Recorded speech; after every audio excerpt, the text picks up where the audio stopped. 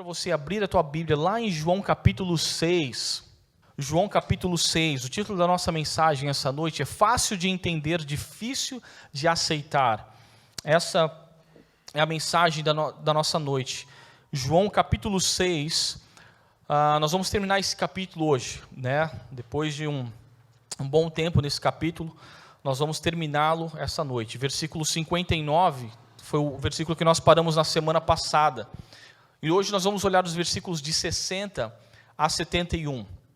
Então, João capítulo 6, dos versículos de 60 a 71. Acompanha aí comigo, então. Nós vamos ler agora esses versículos. Tem, acho que aqui na tela também disponível.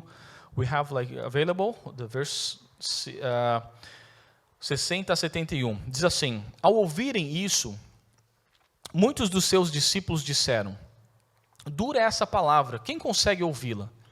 Sabendo em seu íntimo que os seus discípulos estavam se queixando do que ouviram, Jesus lhes disse: Isso os escandaliza? Que acontecerá se vocês virem o Filho do Homem subir para onde estava antes? O Espírito da vida. A carne não produz nada que se aproveite. As palavras que eu lhes disse são Espírito e vida. Contudo, alguns de vocês que não creem, pois Jesus sabia desde o princípio quais deles não criam e quem o iria trair. E prosseguiu: É por isso que eu lhes disse que ninguém pode vir a mim, a não ser que isto lhe seja dado pelo Pai. Daquela hora em diante, muitos dos seus discípulos voltaram atrás e deixaram de segui-lo. Jesus perguntou aos 12: Vocês também não querem ir? Simão Pedro lhe respondeu: Senhor, para quem iremos? Tu tens as palavras de vida eterna. Nós cremos e sabemos que és o Santo de Deus. Então Jesus respondeu: Não fui eu que os escolhi, os 12? Todavia, um de vocês é um diabo. Ele se referia a Judas, filho de Simão Iscariotes, que embora fosse um dos 12, mais tarde haveria de traí-lo. Vamos orar mais uma vez, pedir a Deus esclarecimento sobre esse texto tão importante. Pai querido, nós pedimos nesse momento que, Senhor, Tu abra o nosso entendimento, abra, Senhor, a nossa mente, o nosso coração, a nossa compreensão desse texto que é tão importante, que tem tanto, Senhor, para falar conosco nos dias de hoje. Senhor, nós queremos aplicar a Tua palavra da melhor forma, Senhor, possível. Nós queremos aplicar da forma, Senhor, que Tu, Senhor, pensou para nós nos dias de hoje. Por isso, Senhor, continua falando aos nossos corações. Nós precisamos, Pai, do Teu Espírito Santo. É o que nós te pedimos agora. Em nome de Jesus. Em nome de Jesus. Amém. Então, nesse capítulo 6, nós vimos o milagre da multiplicação dos pães e dos peixes. Foi algo muito tremendo, né, que nós vimos. Nós vimos Jesus andando sobre as águas. E, por fim, nós vimos Jesus ensinando em uma sinagoga, na semana passada, em Cafarnaum, né, no norte da Galileia, onde Jesus fez daquele local a segunda casa dele, na verdade, né? Ele adotou aquela cidade. A gente sabe que Jesus cresceu em Nazaré, foi onde Jesus cresceu. Mas em Mateus, no livro de Mateus, ele nos diz que quando Jesus começou o seu ministério, ele começou em Cafarnaum, e Cafarnaum foi onde Jesus viveu durante todos esses dias, né, do seu ministério. E lá em Cafarnaum, como nós vimos na semana passada, no versículo 59, Jesus estava ensinando numa sinagoga quando ele começou a dizer tais palavras fortes, né? Começa aqui do versículo 47, quando ele disse, se você estiver acompanhando comigo aí no capítulo 6, versículo 47, ele disse o seguinte: Asseguro-lhes que aquele que crê em mim tem a vida eterna. Eu sou o pão da vida. Os seus antepassados comeram maná no deserto, mas morreram. Todavia, aqui está o pão que desceu do céu, para que não morra quem dele comer. Eu sou o pão vivo que desceu do céu. Se alguém comer deste pão, viverá para sempre. Este pão é a minha carne, que eu darei pela vida do mundo. É extremamente importante para nós, principalmente nos dias de hoje, entender o que Jesus quer dizer quando ele diz a palavra crer. Quando a gente usa a palavra crer, nos dias de hoje, muitas pessoas pensam que é apenas crer intelectualmente, né? Olha, eu creio, né? Por exemplo, a pessoa diz assim: eu creio em Jesus, eu creio que Jesus existiu. Então, portanto, eu creio. Não. O conceito e a palavra no Novo Testamento tem a seguinte ideia: crer em Jesus é confiar em Jesus, é se segurar em Jesus, É ter um relacionamento pessoal com Jesus. É isso que ele está querendo dizer aqui. É ter confiança em Jesus. Então, quando eu pergunto para alguém, você crê em Jesus? Eu não estou interessado em saber se essa pessoa crê apenas que Jesus existiu ou não. Eu estou mais interessado em saber se essa pessoa ela tem realmente a sua fé em Cristo, ela se segura em Cristo, ela confia em Cristo, ela tem um relacionamento pessoal com Jesus. É isso que eu espero, é isso que a gente pensa quando a gente fala assim, você crê em Jesus? É nesse sentido, não no sentido apenas intelectual. Porque se ela tem isso, o que Jesus disse aqui no versículo 47, se aplica para essa pessoa também. Aquele que crê em mim tem a vida eterna, mas é para aquele que crer de fato em Jesus. Mas essas palavras de Jesus foram palavras muito audaciosas, não é verdade? Palavras muito chocantes. Palavras fortes que aqueles que estavam ouvindo, né, quando Jesus disse isso, aquele que crê em mim tem a vida eterna, eles começaram, mas você está aqui na nossa frente, você é um homem de carne e osso, como assim aquele que tem vida eterna? Não estou entendendo isso. Porque eles estavam olhando para Jesus, eles não estavam conseguindo enxergar quem era Jesus.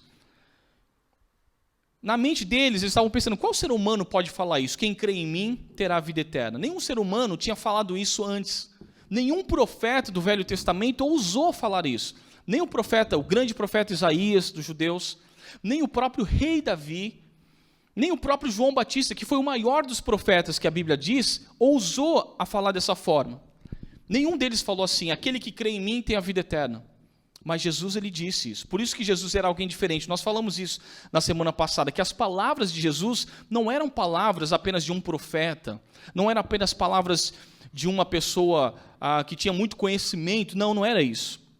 Jesus, ele foi ousado, audacioso, e ele estava dizendo, eu sou diferente de todos esses outros que vocês já viram. Ele estava dizendo, eu não sou apenas o Filho de Deus, mas eu sou o próprio Deus. Eu sou diferente de qualquer profeta, de qualquer mensageiro que me antecedeu, qualquer pessoa do Antigo Testamento, qualquer rei. Eu sou o Filho de Deus, creiam em mim e vocês terão vida eterna. É o que ele diz aqui. Então, baseado nesse mesmo conceito, Jesus ele explicou também usando apenas uma outra terminologia diferente aqui que a gente tem no versículo 48. Olha o que ele disse. Ele disse assim, eu sou o pão da vida. E essa não foi a primeira vez que Jesus usou essa terminologia, eu sou o pão da vida. Ele estava sempre repetindo, né, com os discípulos dele e aqueles que estavam ao redor dele. Ele sempre falava isso. Muitos dizem que a primeira regra para ensinar é a repetição. Essa é a primeira regra para ensinar. Qual que é a segunda regra? Repetição. Qual que é a terceira regra? Repetição. Jesus ele estava constantemente repetindo isso para que eles entendessem, né? Então, durante esse discurso de Jesus, ele estava batendo nessa ideia, eu sou o pão da vida. Ele está repetindo isso, essa metáfora, para comunicar algo bem básico a nós. Assim como o pão é necessário para nós vivermos, eu creio que não há ninguém aqui que viva sem se alimentar, né? Aqui é o exemplo que Jesus está dando é o pão, mas qualquer de nós precisamos se alimentar.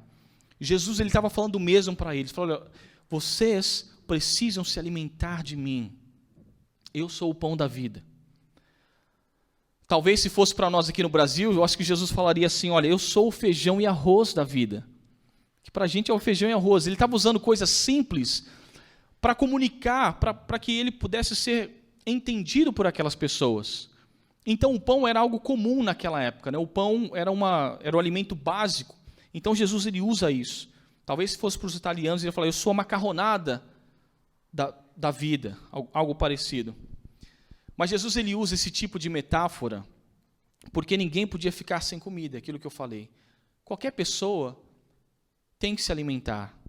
E Jesus ele estava falando isso para eles, né? Eu sou como um alimento no sentido espiritual. É isso que Jesus estava dizendo.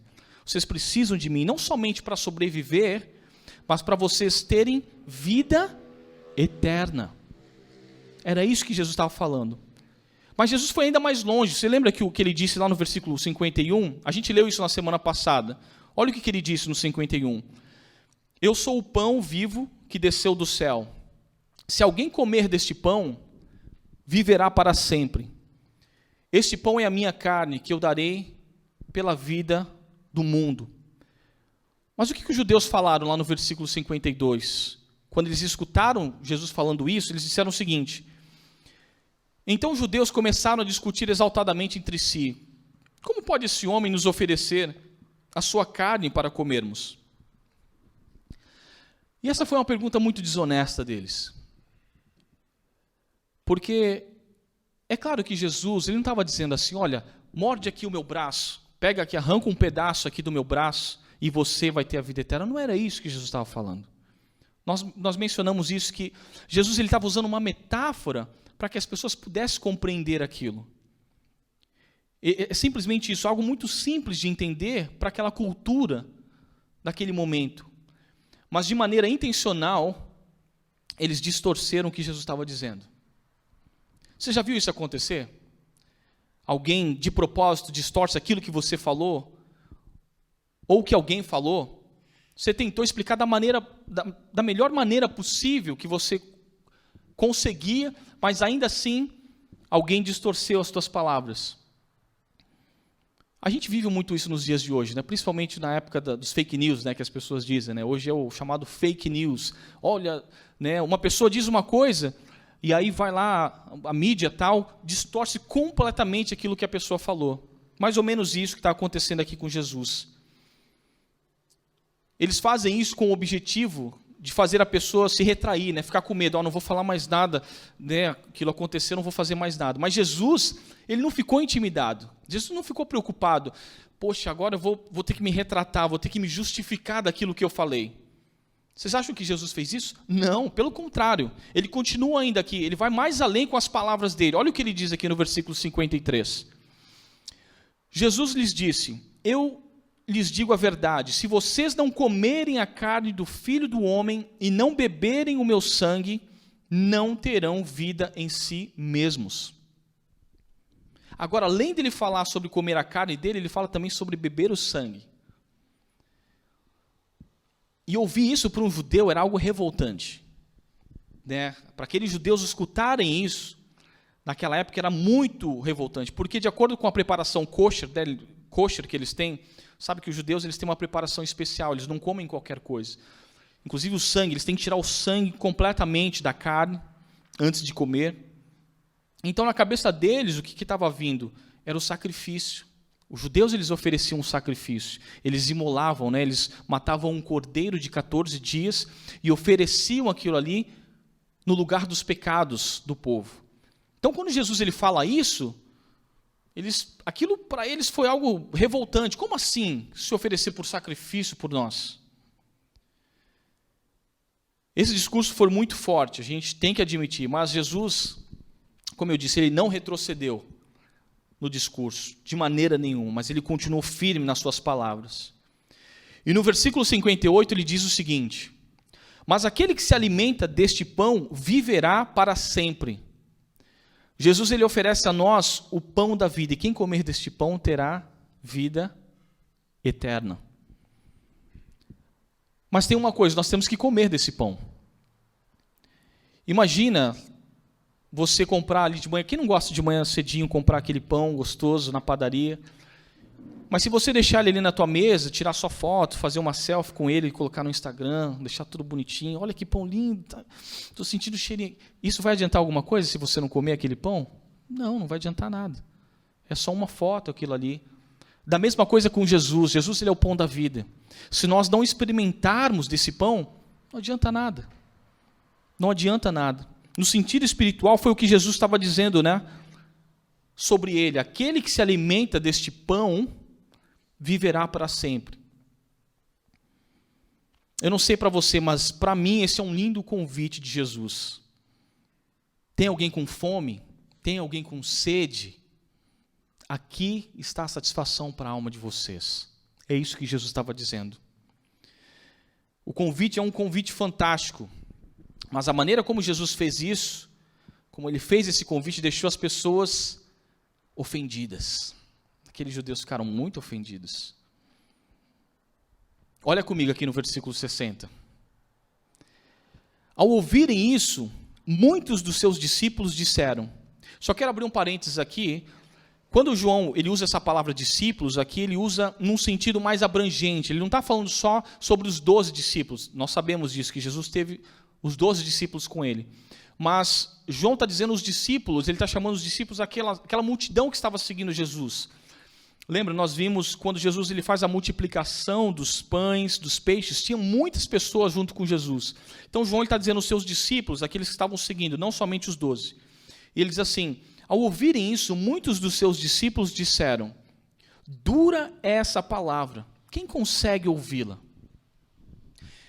Essa tradução aqui, quando diz, quem consegue ouvi-la, eu não sou um expert no grego antigo, mas eu procuro ler e ouvir aquelas pessoas que são experts nisso, no grego antigo. E eles dizem que aqui nessa parte do versículo 60, o que na minha versão, e eu creio que na sua versão também não aparece, deveria ser, quem consegue aceitar, ao invés de quem consegue ouvi-la.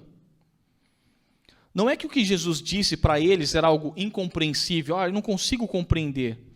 O que Jesus estava dizendo é o seguinte, eu sou o único que pode satisfazer a alma humana. Eu sou o pão que veio do céu. Simples assim. Eles entenderam isso que ele falou, mas o problema é que eles não conseguiam aceitar. Essa é a grande diferença. Por isso que eu coloquei o título da nossa mensagem, fácil de entender, mas difícil de aceitar. E é interessante isso, porque a minha responsabilidade como pastor do Evangelho, como pregador, é ajudar as pessoas a entenderem a palavra de Deus quando nós lemos. E então orar e pedir a Deus que as pessoas aceitem a palavra do Senhor. Eu não posso forçar ninguém a aceitar a palavra. No fim do dia, é entre você e Deus apenas. Mas eu me sinto responsável em apresentar a palavra da maneira mais clara possível para que as pessoas possam ouvir. E aí Jesus disse para eles, versículo 61, sabendo em seu íntimo que os seus discípulos estavam se queixando do que ouviram, Jesus lhes disse, isso os escandaliza? O que acontecerá se vocês virem o Filho do Homem subir para onde estava antes? O Espírito da vida, a carne não produz nada que se aproveite. As palavras que eu lhes disse são Espírito e vida. Contudo, há alguns de vocês que não creem, pois Jesus sabia desde o princípio quais deles não criam e quem o iria trair. O que eu falei sobre comida, a carne, o sangue, ofendeu muito isso, deixou os judeus muito ofendidos. O que vocês vão fazer quando um dia vocês me virem, sobretudo, subindo aos céus e terem que se reportar a mim no dia do julgamento? Jesus estava dizendo. Igreja, eu quero dizer algo aqui, é muito melhor alguém ficar ofendido agora e superar isso do que ser ofendido por ele naquele grande dia. É bem melhor. Eu sei que às vezes o que Jesus faz e a maneira como ele age nas nossas vidas pode fazer com que a gente fique ofendido. Eu sei que às vezes, por exemplo, eu sei que muitas vezes a gente fica ofendido com Deus porque eu achei que algo ia acontecer dessa forma. Eu estava orando para acontecer algo desse jeito na minha vida e não aconteceu. Mas eu estou pedindo a Deus para fazer isso e não faz. E a gente fica ofendido com aquilo ali. Mas eu quero te dizer, porque você não faz as pazes com Jesus? Agora, nesse momento. Porque é muito melhor fazer isso agora e superar isso do que ficar ofendido por ele naquele grande dia. E versículo 65, e prosseguiu, é por isso que eu lhes disse que ninguém pode vir a mim, a não ser que isto lhe seja dado pelo Pai. Daquela hora em diante, muitos dos seus discípulos voltaram atrás e deixaram de segui-lo. Presta atenção aqui em duas coisas. Primeira, quando Jesus viu que os corações das pessoas estavam se afastando dele, a resposta dele foi essa. É por isso que eu lhes disse que ninguém pode vir a mim, a não ser que isto lhe seja dado pelo Pai. Falei isso na semana passada, não sei se vocês lembram. E a Bíblia nos ensina que há algo tão ruim dentro do coração humano que nós não conseguimos vir a Deus a menos que Ele faça uma obra nas nossas vidas de transformação, primeiramente. E a segunda coisa é o que diz aqui no versículo 66. Daquela hora em diante, muitos dos seus discípulos voltaram atrás e deixaram de segui-lo. Um a um foram saindo, um a um. Só ficaram os 12 discípulos ali com Jesus. Jesus não precisa de muitos, porque ele pode fazer o trabalho com 12 apenas. Com aqueles que estão num só propósito junto com ele. Jesus não estava preocupado com as multidões. Cadê as multidões agora? Cadê aquele povo todo? Mas ele estava dizendo, eu posso fazer muito com esses 12 aqui. E olha para nós hoje aqui, nós somos legado desses 12 apóstolos, não é verdade? Por causa desses 12 apóstolos que ministraram, hoje o evangelho chegou até nós. Chegou até a América do Sul, chegou em todos os continentes, em toda parte da terra, por causa de 12 que se comprometeram com Jesus. Percebe como que Jesus ele pode fazer coisas grandiosas com apenas pouca coisa? Como ele fez, nós falamos do milagre da multiplicação. O fato deles colocarem aquilo nas mãos de Jesus, os pães e os peixes, Jesus ele multiplicou aquilo, porque ele pode fazer isso. O nosso pouco com Deus, ele se torna muito. Mas primeiro, ele teve que ter uma conversa com os 12. Olha o que ele diz aqui no versículo 67. Jesus perguntou aos 12, vocês também não querem ir? Novamente, os estudiosos do grego antigo dizem que Jesus fez essa pergunta como se ele já soubesse a resposta, que a resposta dele seria, não, nós não queremos te deixar. Então é como se essa pergunta que Jesus fez fosse mais ou menos assim, vocês também não vão embora? Ele previu já a resposta deles, né? Como ele conhecia os 12, vocês não vão embora também? Vocês vão? Mas olha o que eles disseram, no versículo 68. Simão Pedro lhe respondeu, Senhor, para quem iremos? Tu tens as palavras de vida eterna. Nós cremos e sabemos que és o Santo de Deus. Em outras palavras, Pedro está dizendo, Jesus, tu és o Senhor. Tu é quem estabelece as regras. Se tu fizer algo que está fora do meu entendimento, talvez eu não goste, mas tu és o mestre. É isso que Pedro estava dizendo. Às vezes acontecem coisas na nossa vida que a gente não entende, mas Senhor, tu és o mestre, tu és o Senhor, tu estás no controle, eu creio em ti. Segundo lugar, para onde eu vou? É o que Pedro diz aqui. Para onde eu vou? Jesus, te seguir não é fácil, mas é muito melhor do que qualquer outra alternativa. Eu nunca encontrei nada melhor. Queridos, nunca encontrei nada melhor. Quando a gente olha para diversos tipos de vida fora de Jesus, talvez aparentemente pode ser algo, isso aqui é legal, eu gostaria de ter aquela vida. Tem uma frase, eu creio que foi Winston Churchill que disse sobre democracia. Ele disse assim, a democracia é a pior forma de governo já inventada, só não perde para todas as outras formas de governo existentes. Eu diria que esse princípio também se estende à vida cristã. Às vezes a vida cristã parece que é a pior maneira de viver, é difícil. Exceto quando você começa a olhar para os outros tipos de vida que há aí fora. E aí você começa a perceber, vale a pena servir a Deus. Vale a pena servir a Deus. Com todas as dificuldades, porque é importante nós entendermos isso, né?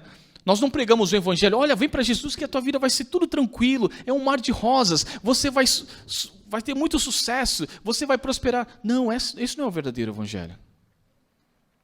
O verdadeiro evangelho, nós temos sim problemas, somos pessoas comuns, temos dificuldades em diversos sentidos, mas a nossa vida com Cristo ela é muito diferente. Vale muito a pena. Estar com Jesus vale muito a pena. Para onde eu iria?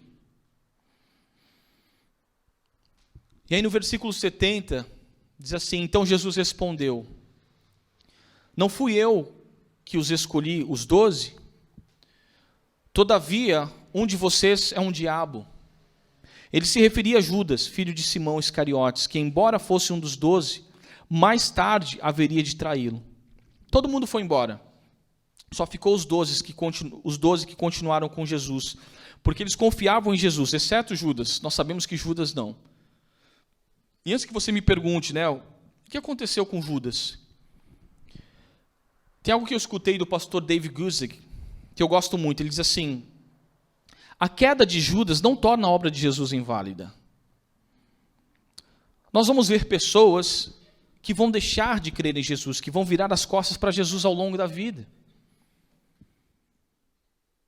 Aí algumas pessoas vão ficar chocadas com isso, né? Mas deixa eu te dizer que a nossa fé era uma fé individual. Cada um de nós vamos prestar contas diante de Deus um dia. A minha fé não é baseada na fé de outra pessoa. Às vezes você pode pensar assim, mas aquela pessoa, aquele cantor tão famoso, lá do Hillsong, agora não é mais, ele falou que não crê mais em Deus. Isso não muda nada a minha fé. A fé dele é uma. A minha fé em Cristo é diferente, eu tenho a minha fé no Senhor. A crise de fé deles não é a minha de fé. As dúvidas deles em relação a Cristo não são as minhas dúvidas. Eu não tenho que abandonar a minha fé em Deus só porque alguém abandonou sua fé. Se alguém chegar para você, mas eu abandonei minha fé. Não quero mais nada com isso. Olha, que pena, mas eu continuo com a minha fé em Cristo. A minha fé não vai ser abalada. Sim, vão ter pessoas que vão abandonar sua fé. Infelizmente vão ter. Havia um Judas no meio dos discípulos, mas nós não precisamos ser aquele que traiu Jesus. Nós podemos continuar nos alimentando do pão da vida. Nós podemos continuar participando da ceia do Senhor, que representa o sacrifício de Jesus por nós ali na cruz. Jesus, como eu disse, é o nosso pão diário. Nós amamos aquele pãozinho de manhã. Eu sempre, principalmente se for aquele cará bem gostoso, eu amo um cará, maravilha, ótimo. Mas nós amamos, aquele café da manhã, é muito bom. Dessa mesma forma que nós nos alimentamos, se alimente de Jesus. É por isso que eu encorajo a igreja, busque a Deus, mesmo que você não compreenda às vezes algumas coisas na Bíblia, não pare de ler a palavra de Deus. Peça ao Espírito Santo, eu não compreendi essa passagem, me revele. É por isso que eu, como pastor, tenho essa responsabilidade de estudar, eu preciso buscar. Todos os dias buscando, Senhor, revela, isso mostra, Pai. Não é algo assim que, olha, já vem tão rápido. Não, você precisa estudar a palavra de Deus. Nunca deixe de se alimentar do Senhor. Procure se alimentar do Senhor todos os dias. Leia um capítulo da Bíblia. Passe 5 minutos, 10 minutos. Eu tenho aquilo no meu celular, não sei se você tem também, que marca as horas que você fica no celular durante a semana. Às vezes eu olho assim, nossa, já a semana, quantas horas? E às vezes a gente não tem tempo, fala, mas eu não tenho tempo. Não, para a Bíblia eu não tenho tempo, eu estou tão ocupado. E eu peço para o Senhor, falo, Senhor, me ajuda, eu preciso passar tempo contigo. Porque quando nós fazemos isso, igreja, nós nos alimentamos. E nós vamos ter forças para enfrentar os dias difíceis.